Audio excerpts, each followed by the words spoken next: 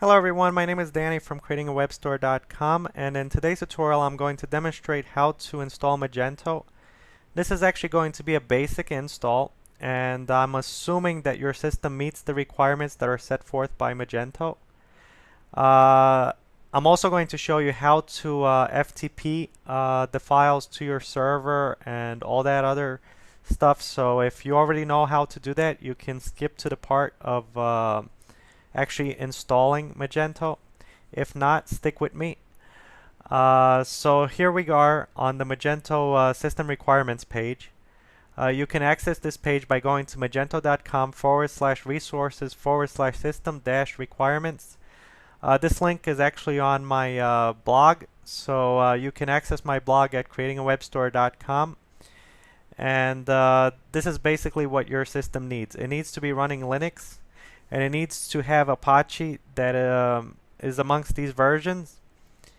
It also needs PHP version 5.2 to 5.4. Note that if you have 5.4, you will need it to be patched. In this video, I will not show you how to patch a 5.4 version since I have 5.3. You also need some extensions enabled. And now I'm going to show you how to find out whether these extensions are enabled on your server. Simply go to this link right here. Once on this page, simply download the Magento Tech file. After you've downloaded the file, simply upload the file to your server. If you're using cPanel, you can do it through cPanel. If not, you can use a free FTP client such as FileZilla, or if you have your own FTP client, you can use that. In this case, I'm using FileZilla, and FileZilla can be downloaded at filezilla-project.org. To log into FileZilla, simply enter in your host, your username and password, and click on Quick Connect. Once you are connected, simply upload the Magento checklist file. As you can see, I have already uploaded it earlier.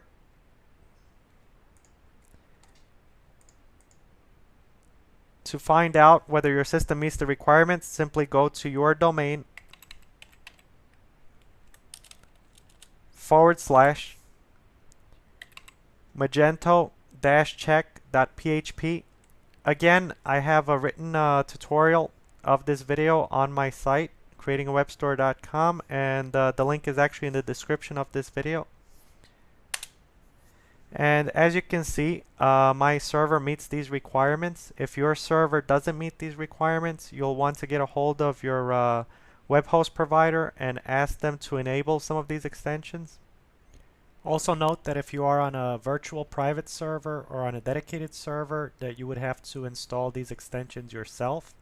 Actually, whichever extensions are missing. Now, after you've run the check and you know that you're ready to install Magento, simply download Magento. In this case, I will be downloading the zipped file. Simply click on download. Since I'm on a Mac, my computer automatically unarchives files. So what I'm going to do is I'm actually going to upload the whole folder. If you want to upload the folder zipped, you can do so. You basically just have to upload it to your server, for example via File Manager if you have cPanel. And after uploading, you would simply select the file and click on extract. That's actually a better way of doing it because it preserves file permissions and folder permissions, but in this case I'm going to use my FTP client and I'm going to upload the extracted version, because if you don't have cPanel, you will have to extract via shell, and many people would have a difficult time using shell, and this is why I'm just going to upload an extracted version. So I will resume this video once my file has been downloaded. Okay, so my Magento folder has been downloaded. So now I am ready to upload. Simply locate your Magento folder, or compressed file that is. Now keep in mind that if you upload the Magento folder directly, your site, for example, will be accessible via your domain /Magento. Now if you want your store to show up the minute someone types in your domain, you will want to upload the files from within the directory to your server. Of course, you can always upload the Magento directory and later move the files from within the directory to the root directory of your server. In this case, I will just upload the files from within so that I don't have to move them later on.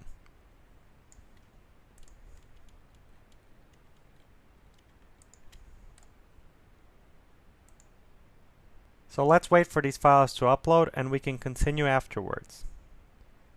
Okay everyone, so my files finished uploading and now we can proceed with the install.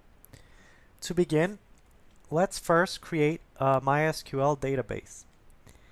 If you don't have cPanel, you would likely have to use your host cPanel. So figure out how to create a database and create one.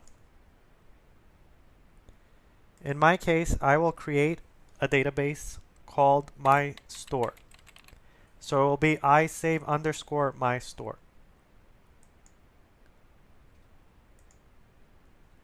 And now I will create a user, which will be admin. And I'm going to create a password. I'm just creating a password for demonstration purposes, so you would want to create a password that's a little more secure than this.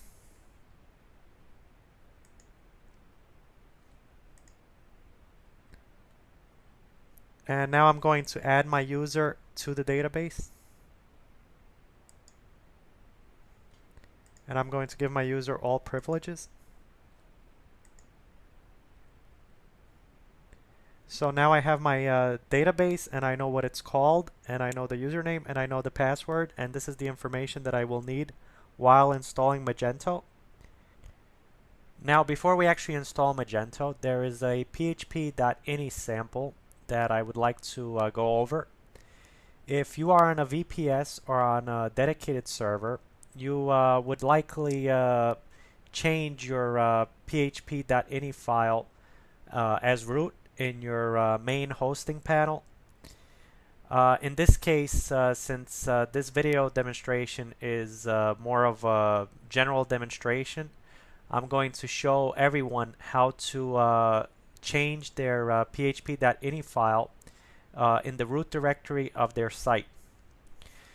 So in our file manager here, you will see this php.ini sample file. What you will want to do is you will want to rename this file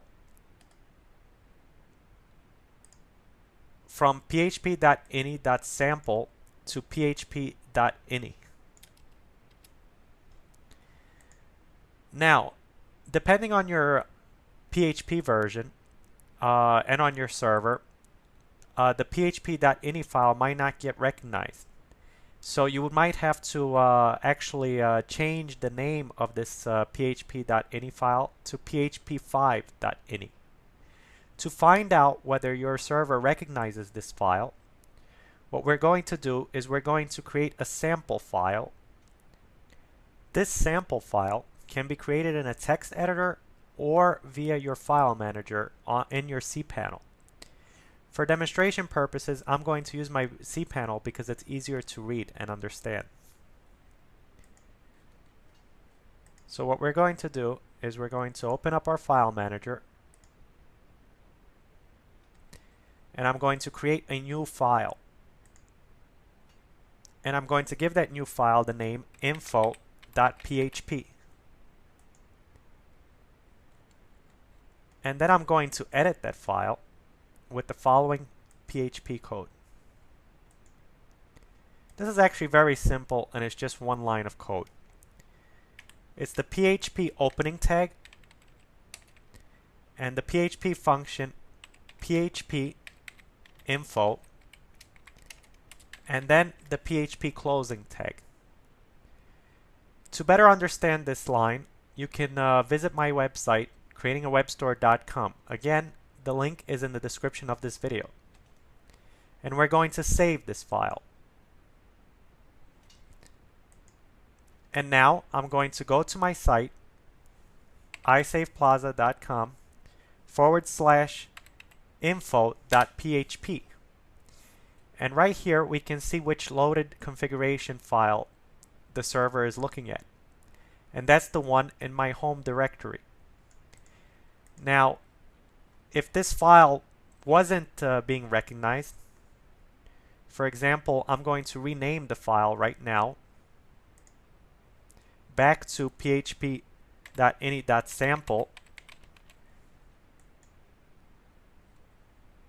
and you will see that it's actually reading the system php.ini file. So everything is working fine in this case. In your case, if it's not, remember php5.ini instead of php.ini. Also keep in mind that some servers cache this file, so it might take a few minutes before the server actually recognizes the new file. So give it some time and try different things. Try php5.ini and php.ini.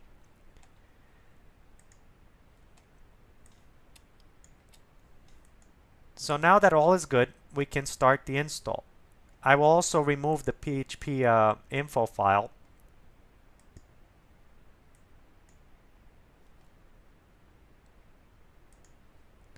So here we go. Simply go to your domain /install. And now we are greeted with the Magento installation wizard.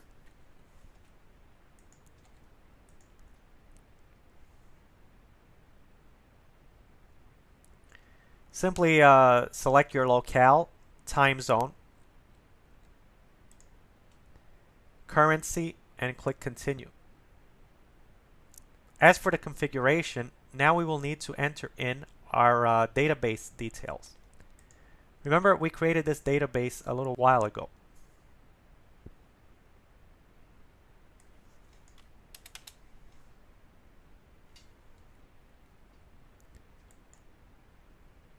And this is that information. This is my database name. This is my username. And my password. If you'd like to add a table prefix, you can. This is usually done to prevent other Magento installations from conflicting with this installation. And your admin path, if you'd like to access your admin panel via your domain /admin, you leave it at that. If you'd like to change that, you can. In some cases, it might be a smart thing to change the name because this is the most common and many people already know about it. So if you don't want people visiting your admin panel, you can change it to something else. You can skip base URL validation before the next step. I'll just leave it as is. And you can also use web server Apache rewrites. This is to make your store SEO friendly, and I will definitely be enabling this. And whether you'd like to use secure URLs, if you have an SSL certificate, which I do recommend, you should definitely enable this. And enter your protocol, which in my case is HTTPS, and if you have a secure connection, it will likely be the same in your case. Would you like to run the admin interface with SSL? Definitely, if you have an SSL certificate. Skip secure URL validation before the next step. Basically, the Magento install wants to check whether the URL is secure. I'll just skip it. And how would you like to save session data? Would you like to save it via file system or via database? From my experience, database is pretty slow, so I'll just stick with file system. Once you are done, click on continue. So here is a perfect example of things that can go wrong. As you can see, my PDO_MySQL extension hasn't been loaded. Why? Well, it's because of the custom php.ini file. See, what happened is that php.ini file actually took over the PHP configuration from the actual server. Now, if you've managed to get past this screen, keep on going. In this case, take a look at how we can fix this. I will go back to my file manager,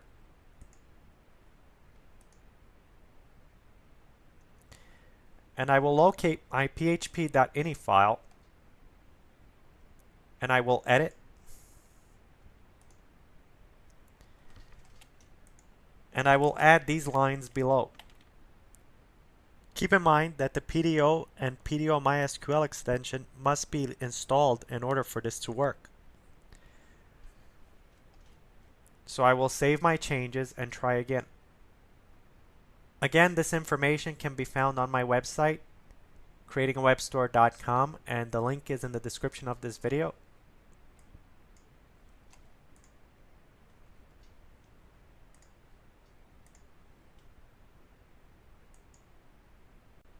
Wow, we've managed to get past that part. Now, we simply create our admin account. Simply enter your name, last name, email, username, password, and you confirm your password. Remember, this username and password is for your admin panel, so keep this information handy. And then click on Continue. And now I am all set. If you'd like, you can take the survey. If not, you can go to your back end or to the front end of the store. But before you do, save this encryption key because you will need it in the future. And now we are ready to view our front end. As you can see, everything installed. And now we can also view our back end. And we will log in. Now, before we complete this installation, we will have to change some folder permissions so that we can actually upload images in our store. We will find out which folders we actually have to change the permissions on by visiting the Magento site. I already have this page open. Again, you can visit my site for more details. What we need to do is we need to edit two directories with 777 permissions. So let's go to our control panel, or we can actually use our FileZilla here. And what we need to do is we need to change media and var to 777.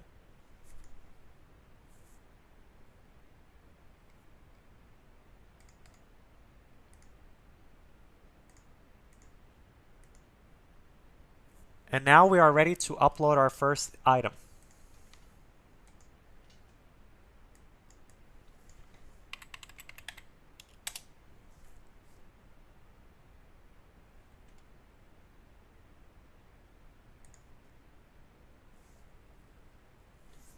We're just going to add a basic item, nothing special.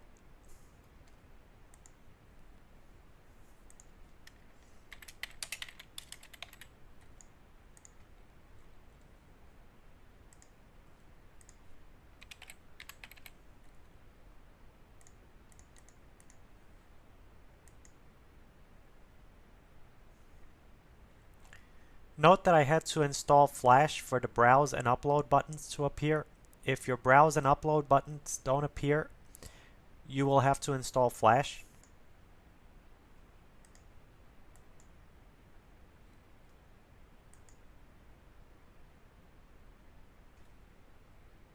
And as you can see, our image uploaded successfully, which means everything is working fine. This Magento installation installed successfully. Thanks for watching. Stay tuned for more videos and also be sure to check out creatingawebstore.com.